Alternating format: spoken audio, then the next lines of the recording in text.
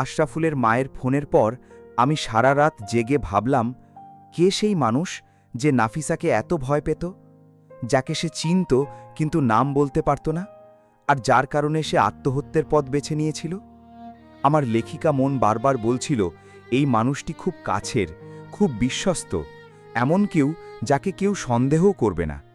আমি ভাবতে লাগলাম আশরাফুলের পরিবারের কথা, তার বাবা যে সবসময় নির্বাক, তার মা যিনি এখন স্বীকার করেছেন তিনি হত্যা করেননি, আর আশিক যে সবসময় হাসি খুশি, যার মুখে কোনো চিন্তার ছাপ নেই। কিন্তু হঠাৎ করেই আমার মাথায় বাজ বিদ্যুৎ চমকালো। আশিক, কেন আশিককে এতদিন সন্দেহ করিনি? কারণ সে এতটাই নির্দোষ লাগে যে কেউ তাকে দোষী ভাবতে পারে না। কিন্তু নাফিসার ডায়েরিতে লেখা আছে আমার খুব কাছের মানুষ। আশিক তো নাফিসার খুব কাছের ছিল, কারণ সে ছিল আশরাফুলের ভাই, আর তারা দুজন প্রায়ই দেখা করত। আমি ভাবলাম, যদি আশিকই হয় তাহলে কেন, কি তার উদ্দেশ্য ছিল? পরের দিন আমি সিদ্ধান্ত নিলাম আশিকের সাথে সরাসরি কথা বলবো। কিন্তু আগে আমি রিনাকে ফোন করলাম। তাকে জিজ্ঞেস করলাম, নাফিসা কি কখনো আশিকের সম্পর্কে কিছু বলেছিল? রিনা প্রথমে চুপ করল, তারপর বলল, একবার নাফিসা বলেছিল আশিক খুব ভালো মানুষ, কিন্তু তার ভেতর অন্ধকার আছে। আমি তখন বুঝিনি, কিন্তু এখন ভাবলে মাঝে মাঝে আশিক নাফিসার খুব কাছে যেত, ওরা প্রায়ই একা কথা বলতো। আমার বুকের ভেতর একটা ঠান্ডা হাওয়া বয়ে গেল। আমি বললাম, আশিক কি নাফিসাকে ভালোবাসত? রিনা বলল, আমি জানি না, কিন্তু নাফিসা একবার বলেছিল আশিক আমাকে ভালোবাসে, কিন্তু আমি তাকে পারি না, আমি তার ভাইকে ভালোবাসি। এই কথাগুলো শুনে আমি হতভম্ব হয়ে গেলাম। মানে আশিক নাফিসার প্রেমে পড়েছিল, আর যখন সে জানতে পারল নাফিসা আশরাফুলকে ভালোবাসে, তখন সে হয়তো ক্ষিপ্ত হয়ে গিয়েছিল, আর সেই ক্ষোভ থেকেই নাফিসার মৃত্যু। আমি আশরাফুলকে সব বললাম, কিন্তু সে বিশ্বাস করতে পারল না। আশিক আমার ছোট ভাই, সে কখনো এমন কিছু করতে পারে না। তুলি, তুমি ভুল করছো। আমি তার হাত ধরে বললাম, আমি ভুলও হতে পারি, কিন্তু আমাদের প্রমাণ দরকার। আসুন আশিকের সাথে কথা বলি।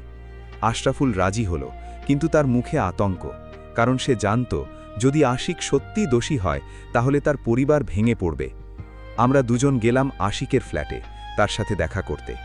আশিক যখন দরজা খুলল, তার মুখে সেই চিরাচরিত হাসি, কিন্তু আমি এবার সেই হাসির ভেতরে অন্য কিছু দেখতে পেলাম, একটা লুকানো অস্থিরতা। সে বলল, ভাইয়া, আপু, আপনারা এসেছেন, খুব ভালো হয়েছে। আমরা ভেতরে গিয়ে বসলাম, আর আমি সরাসরি প্রশ্ন করলাম, আশিক, তুমি কি নাফিসাকে ভালোবাসতে? আশিকের মুখের হাসি মুহূর্তে উধাও হয়ে গেল, তার চোখ শক্ত হয়ে গেল। সে বলল, আপনি কি বলছেন? আমি এগিয়ে গিয়ে বললাম, আমি জানি তুমি নাফিসার প্রেমে পড়েছিলে, আর যখন জানলে সে তোমার ভাইকে ভালোবাসে তখন তোমার মন ভেঙে গিয়েছিল। ঘরের ভেতর নিস্তব্ধতা, আর সেই নিস্তব্ধতার ভেতর আমি শুনতে পেলাম আশিকের নিঃশ্বাসের শব্দ। আশিক অনেকক্ষণ চুপ করে রইল, তারপর আস্তে আস্তে বলতে শুরু করল, হ্যাঁ, আমি নাফিসাকে ভালোবাসতাম। আমি তাকে প্রথম দেখেছিলাম যখন সে আমাদের বাড়িতে এসেছিল। আমি জানতাম সে আমার ভাইয়ের প্রেমিকা, কিন্তু আমি নিজেকে থামাতে পারিনি। আমি তাকে বলেছিলাম, কিন্তু সে আমাকে প্রত্যাখ্যান করেছিল, বলেছিল সে শুধু আশরাফুলকেই ভালোবাসে। আমি দেখলাম আশিকের চোখে জল, কিন্তু সেই জলে ছিল রাগ, ছিল ক্ষোভ। আমি জিজ্ঞেস করলাম, তুমি কি নাফিসাকে হুমকি দিয়েছিলে? আশিক চিৎকার করে বলল, না, আমি তাকে কখনো হুমকি দিইনি। আমি তাকে ভালোবাসতাম, আমি চাইতাম সে সুখী হোক, এমনকি যদি সে আমার ভাইয়ের সাথেও থাকে। আশরাফুল দাঁড়িয়ে পড়ল, তার চোখে বিভ্রান্তি। তাহলে কে কে তাকে মেরেছে? আমি আশিকের চোখের দিকে তাকিয়ে রইলাম। তার চোখে সত্যি ছিল, সে মিথ্যা বলছিল না। তাহলে কে, কি দায়ী? এই প্রশ্ন ঘুরপাক খেতে লাগলো আমার মাথায়। ঠিক তখনই আশিক বলল, আমি কিছু জানি, কিন্তু আমি কাউকে বলিনি, কারণ আমি ভয় পেতাম। আমি তার কাছে গিয়ে বসলাম, বললাম, বলো, কি জানো? আশিক বলল, নাফিসার মৃত্যুর আগের রাতে আমি তাকে দেখেছিলাম, সে কারো সাথে দেখা করছিল। আমি দূর থেকে দেখলাম সেই মানুষটা ছিল আমাদের ফুপু, রিমার বাবা। আমি হতভম্ব হয়ে গেলাম। রিমার বাবা মানে আশরাফুলের ফুপু? কিন্তু কেন, কি সম্পর্ক নাফিসার সাথে? আশরাফুল চিৎকার করে বলল, আমার ফুপু? সে তো নাফিসাকে চিনতই না। আশিক বলল, চিনত, কারণ নাফিসা একবার আমাদের বাড়িতে এসেছিল আর ফুপুও তখন সেখানে ছিলেন। তিনি নাফিসাকে দেখে মুগ্ধ হয়েছিলেন, কিন্তু নাফিসা তাকে পাত্তা দেয়নি। আমার মাথায় সবকিছু মিশে যাচ্ছিল। রিমার বাবা একজন মধ্যবয়সী মানুষ, যিনি নাফিসার প্রেমে পড়েছিলেন, আর যখন নাফিসা তাকে প্রত্যাখ্যান করেছিল তখন তিনি ক্ষিপ্ত হয়েছিলেন। আমি দ্রুত রিমাকে ফোন করলাম, তাকে তার বাবার সম্পর্কে জিজ্ঞেস করলাম। রিমা প্রথমে কিছু বলতে চাইল না, কিন্তু আমার জেদের কাছে হার মানল। সে বলল, আমার বাবা নাফিসাকে পছন্দ করতেন, আমি জানতাম, কিন্তু আমি ভাবিনি তিনি এতটা পাগল হয়ে যাবেন। একবার তিনি আমাকে বলেছিলেন, যদি নাফিসা রাজি না হয় তাহলে আমি তাকে ধ্বংস করে দেব। আমার হাত কাঁপতে শুরু করল। আমি বললাম, তোমার বাবা কি নাফিসাকে হত্যা করেছে? রিমা কাঁদতে শুরু করল। আমি জানি না, কিন্তু নাফিসার মৃত্যুর পর আমার বাবা খুব বদলে গেলেন। তিনি আর আগের মতো নেই, এখন তিনি একজন ভাঙা মানুষ। আমি বুঝতে পারলাম এই রহস্যের সমাধান হয়তো রিমার বাবার কাছে, আর তাকে খুঁজে বের করতেই হবে। রিমার বাবার সাথে দেখা করার জন্য আমরা গেলাম চট্টগ্রামের আরেক প্রান্তে। তার বাসা ছিল ছোট কিন্তু পরিপাটি। তিনি যখন দরজা খুললেন, আমি দেখলাম তিনি একজন ভাঙা মানুষ, চোখে গভীর ক্লান্তি, বিষণ্ণতা। তিনি আমাদের ভেতরে নিয়ে গেলেন, আর আমি সরাসরি প্রশ্ন করলাম, আপনি নাফিসাকে ভালোবাসতেন? তিনি অনেকক্ষণ চুপ করে রইলেন, তারপর বললেন, হ্যাঁ, আমি তাকে ভালোবাসতাম, কিন্তু সে আমাকে কখনো গুরুত্ব দেয়নি, সে শুধু আশরাফুলকে দেখত। আমি জিজ্ঞেস করলাম, আপনি কি তাকে হুমকি দিয়েছিলেন? তিনি মাথা নাড়লেন, না, আমি তাকে কখনো হুমকি দিইনি, আমি শুধু ওকে বলেছিলাম, তোমার ভুল বুঝতে সময় লাগবে, কিন্তু আমি অপেক্ষা করব। আমি তার চোখের দিকে তাকিয়ে বুঝতে পারলাম সেও মিথ্যা বলছিল না। তাহলে কে দায়ী? এই প্রশ্ন ঘুরপাক খেতে লাগল, আর আমি বুঝতে পারলাম এই রহস্য এতটাই জটিল যে প্রতিটি মানুষ যার সাথে কথা বলছি সে নির্দোষ, কিন্তু কেউ না কেউ দোষী। হঠাৎ আমার ফোন বেজে উঠল। নম্বরটা অচেনা। আমি রিসিভ করলাম। ওপাশ থেকে একটা বিকৃত গলা বলল, তুমি বড্ড বেশি খোঁজ করছো, এখন থামো, নইলে নাফিসার মতো পরিণতি হবে। আমার বুকের ভেতর ঠান্ডা বাতাস। আমি প্রশ্ন করলাম, কে আপনি? সে বলল, আমি সেই মানুষ যাকে খুঁজছ, কিন্তু আমাকে পাবে না। ফোন কেটে গেল। আমি আশরাফুলকে দেখালাম, তার মুখ ফ্যাকাশে। সে বলল, এটা কে? আমি বললাম, সেই খুনি যে নাফিসাকে মেরেছে আর এখন আমাকে ভয় দেখাচ্ছে। কিন্তু আমি ভয় পাইনি, বরং আমার ভেতরে রাগ কাজ করছিল, কারণ এই মানুষটি নাফিসাকে হত্যা করেছে আর এখন আমাকেও হুমকে দিচ্ছে।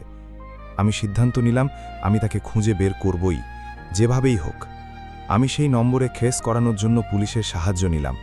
তারা জানাল নম্বরটা একটি প্রিপেড সিম, যা কিনা একটি দূরবর্তী এলাকা থেকে কেনা, কিন্তু তারা লোকেশন ট্রেস করতে পারল, যা একটি পুরনো বিল্ডিং।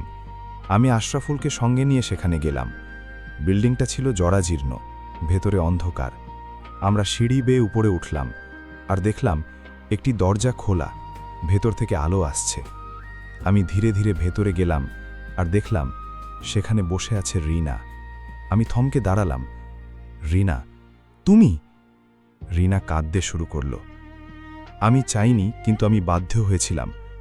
আমি অবাক হয়ে জিজ্ঞেস করলাম, কি বলছো?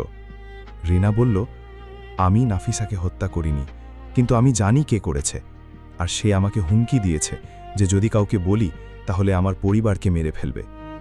আমি তার কাছে গিয়ে দাঁড়ালাম। কে? বলো। রিনা আমার চোখের দিকে তাকিয়ে বলল, আশরাফুলের বাবা। আমার পৃথিবী থেমে গেল। আশরাফুলের বাবা, যে চুপচাপ নির্বাক মানুষটি সবসময় দূরে থাকত? রিনা বলল, হ্যাঁ, আশরাফুলের বাবা নাফিসাকে ভালোবাসতেন, আর যখন নাফিসা তাকে প্রত্যাখ্যান করল তখন তিনি পাগল হয়ে গিয়েছিলেন।